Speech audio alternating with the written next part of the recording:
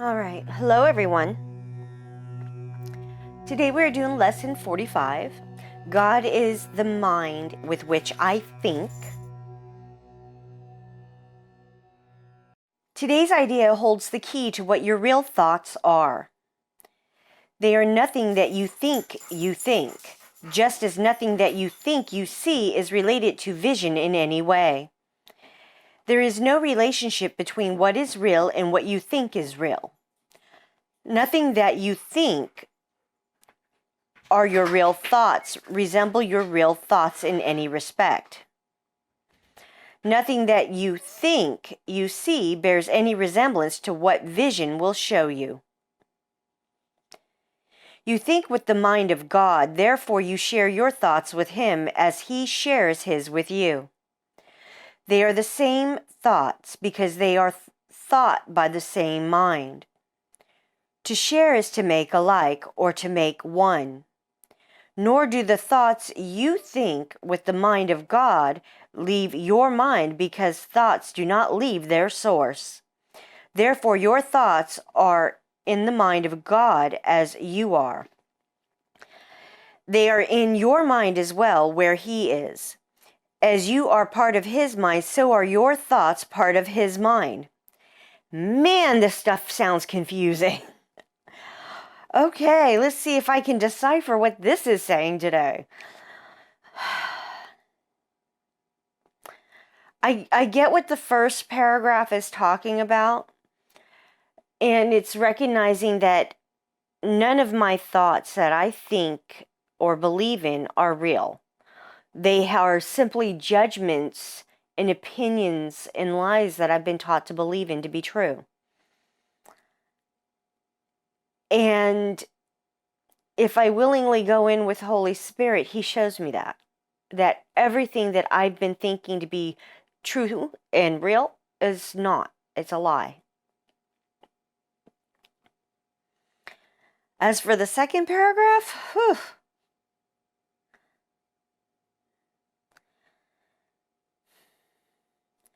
what I'm taking it to mean for me is that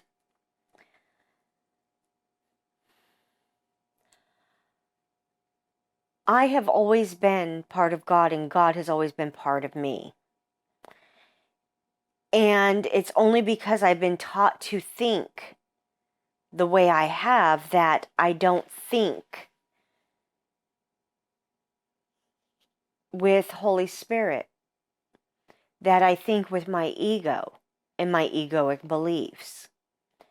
And what I'm getting is that all of us, if we would willingly go within and seek out the truth there, we would see that we are still connected to God. And it's Holy Spirit that can show us that connection. Is this a correct interpretation of this? I don't know, but that's what it says to me. It's a lot of back, forth, and it gets very confusing for me. Continuing on. Where then are your real thoughts? Today we will attempt to reach them. We will have to look for them in your mind, because that is where they are. They must still be there because they cannot have left their source. What is thought by the mind of God is eternal, being part of creation.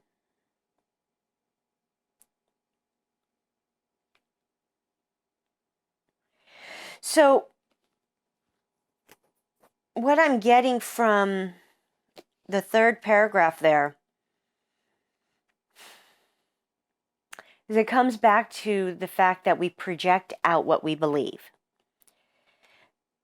And what we are being asked to do is to go in and look at our thoughts. And in doing so, Holy Spirit will show us the thoughts that are of God.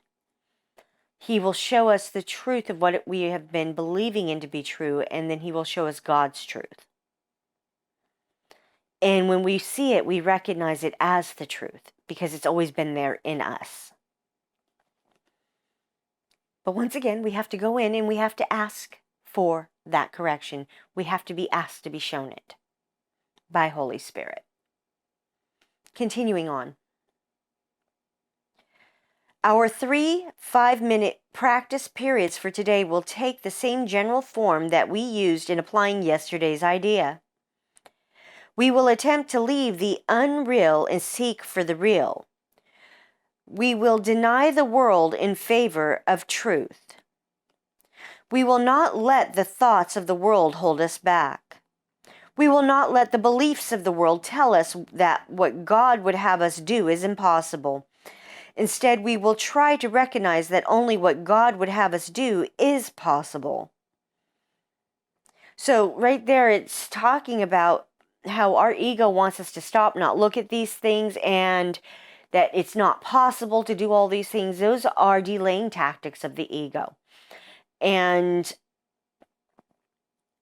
here it's telling us that everything is possible. It is possible for us to go in and look at the truth of what we're believing in, to look at our thoughts and to see them for what they are.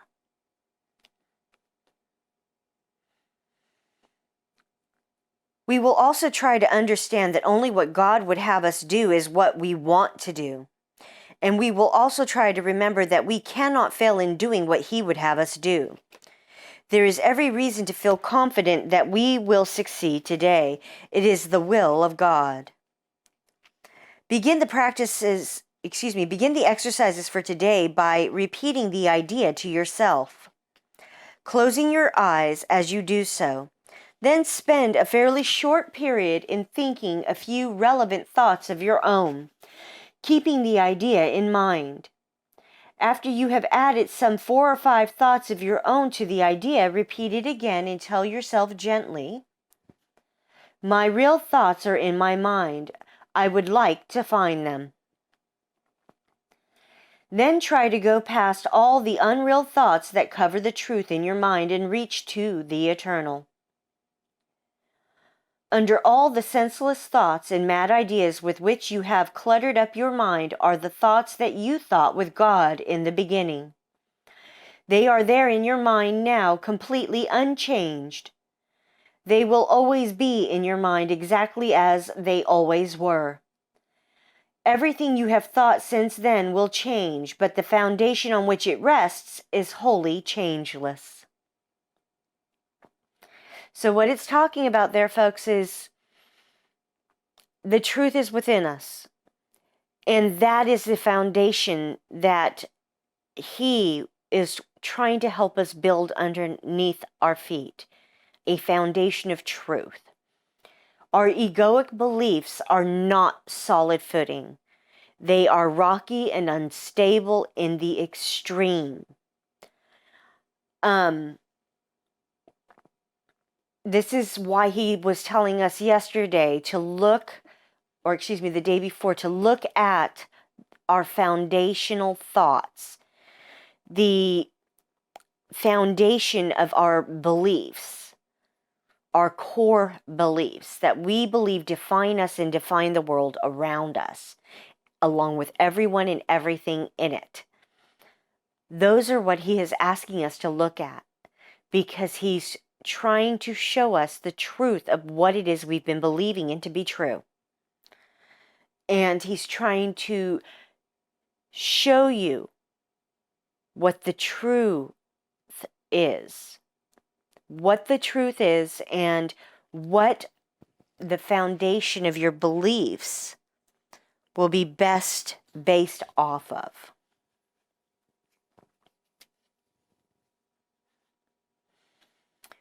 All right. It is this foundation toward which the exercises for today are directed. Here is your mind joined with the mind of God.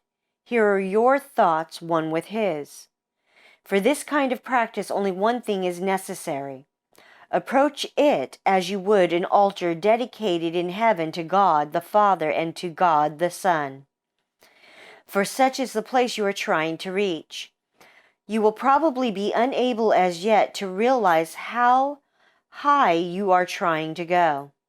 Yet even with the little understanding you have already gained, you should be able to remind yourself that this is no idle game, but an exercise in holiness and an attempt to reach the kingdom of heaven.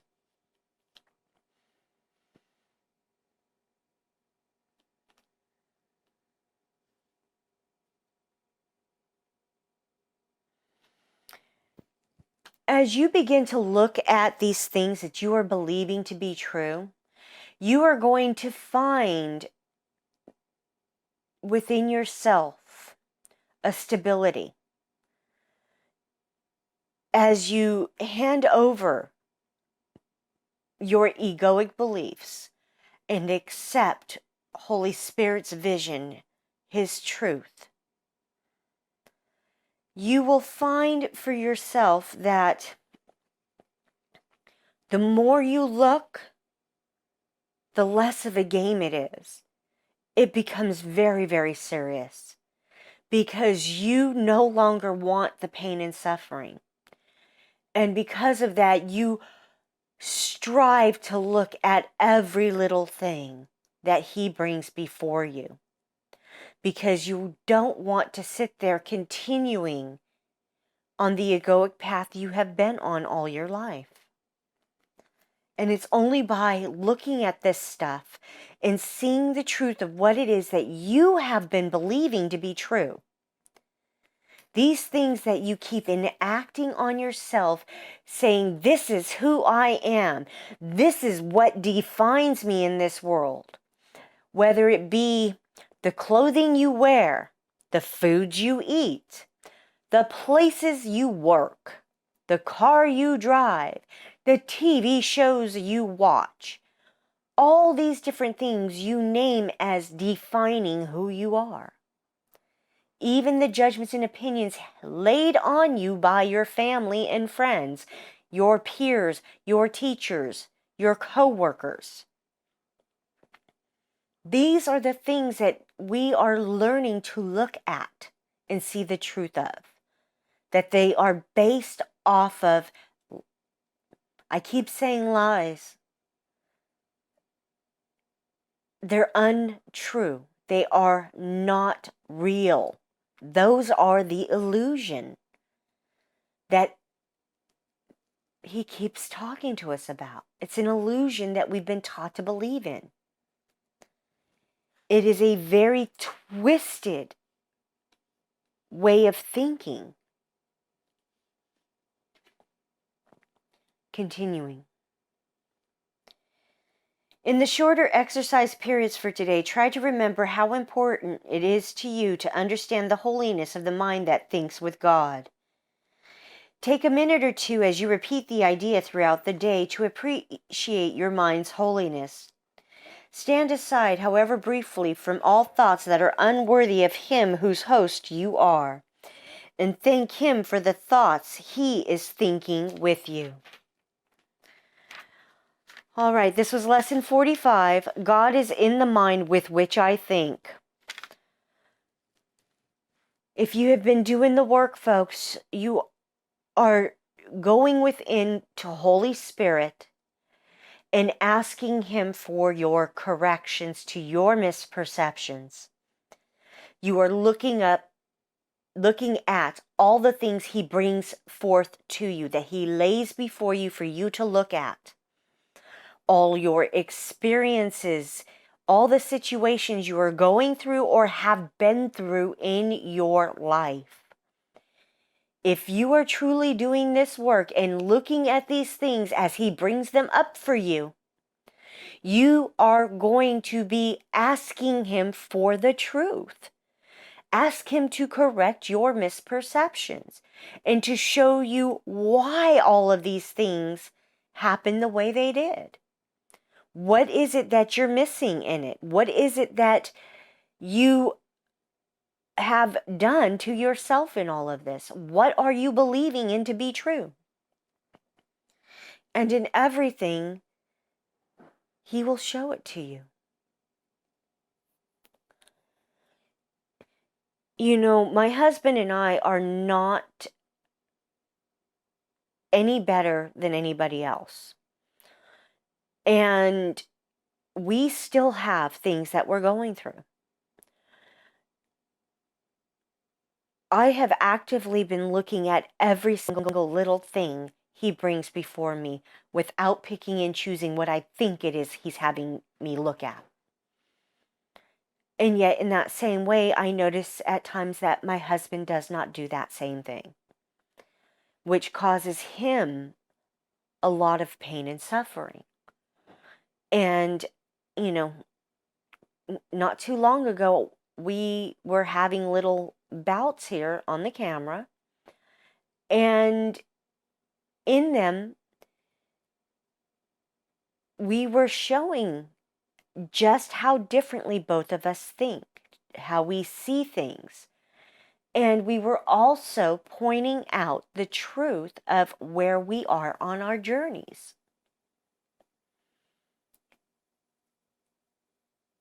There are things that all of us don't want to look at. We don't want to look at, and we don't want to deal with. There are still things that are coming up for me in my life. Things that are there on the periphery that I never, ever even thought of until it's brought up for me to look at. And then I recognize, wow, that's where I got that belief from. And it's not until I start looking at these things, these core beliefs that were taught to me when I was an infant and all through my childhood. As I'm seeing all these things and asking for the corrections, I'm getting them. And I keep saying, do the work, folks. And that's all I can do. You know, I talk to my husband, and when he's sitting there pouring his heart out to me, all I can think to do is ask questions. What is it are you believing to be true in this? What are your core beliefs here? What are you believing defines you in all this? What are you believing defines the world around you in this? If you're having conflict, then you have a misperception inside, a belief that isn't true. So what is it you're believing in? And anytime I ask him that, he gets very angry and upset with me and walks away. Because there's something there he's not willing to look at right now. He's not ready to look at. And with things like that, I have to sit here and just allow and accept that that's how it is for him. There's nothing I can do about it. I have no say in it. And it hurts me every time watching him go through that. Feeling his emotions as they come up. The raw energy of them. The raw emotion.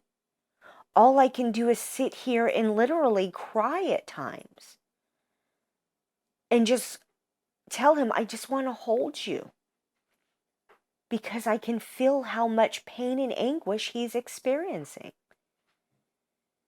I feel it as if it's my own, even though I recognize it's all his. And all I can do is open my arms and say, honey, I'm here for you. If you want, I can hold you and comfort you. I can't tell you what it is you need to do. All I can do is ask questions that lead you to look within your own mind and heart at what it is you're believing to be true in this. But until you're ready and willing to do so, I can't do anything. I don't have an answer. I just have questions. These are the kinds of things that all of us go through. And these are the questions that Holy Spirit kept asking me. What is it you're believing to be true, Sabrina? What is it that you are putting your faith and trust and belief into, Sabrina? What is it that you are basing your truths on? What is it that you're believing in all of this? What is it that you are defining in all of this? What are your definitions in all of this? These are the questions Holy Spirit literally asks me when I feel inner conflict. I've gotten to a point where I am hearing His voice because I have learned to listen for it. I have learned to shut out my ego thoughts. When I hear those thoughts come up, I'm like, okay, you know what? That is an ego thought. I'm not going there. You need to just shut the hell up, ego. I am not going to play with you. And he shuts up. My ego thoughts shut up because I am not going to play that game. That game of, oh, my husband's been done at the job for 20 minutes. Why hasn't he called me to check in yet? Oh, why is this person cutting me off so rudely and then flipping me off? Oh my God, look at that person out there and what they're doing.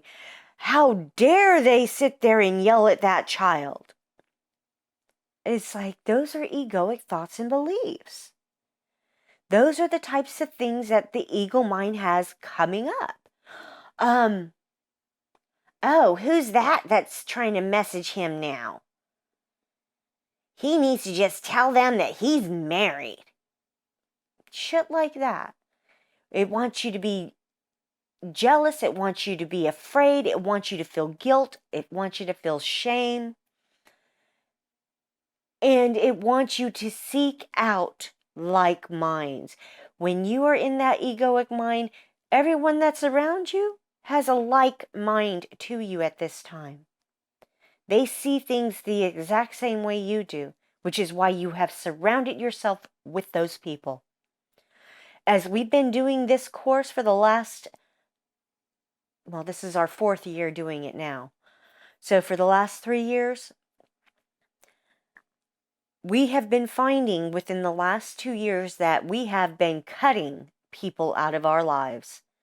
One after another, after another, after another. As we recognize that where they're at and what they think and believe and how they treat us is no longer acceptable for us. Their judgments, their opinions, their unwillingness to allow us to be as we are is no longer acceptable to us.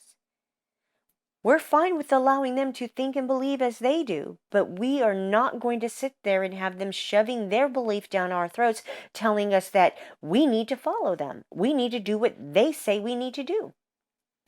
And these are the kinds of things that we are being shown. As we do this work, we're finding that these types of things are no longer acceptable to us. It is absolutely unacceptable. All right, folks, this was lesson 45. God is in the mind with which I think. Do the work.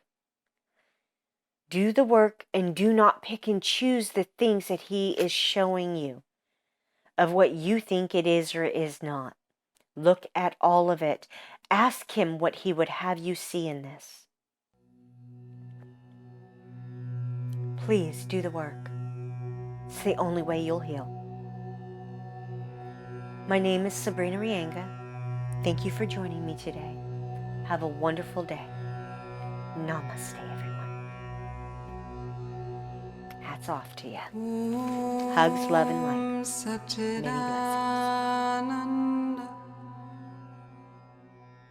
Many blessings.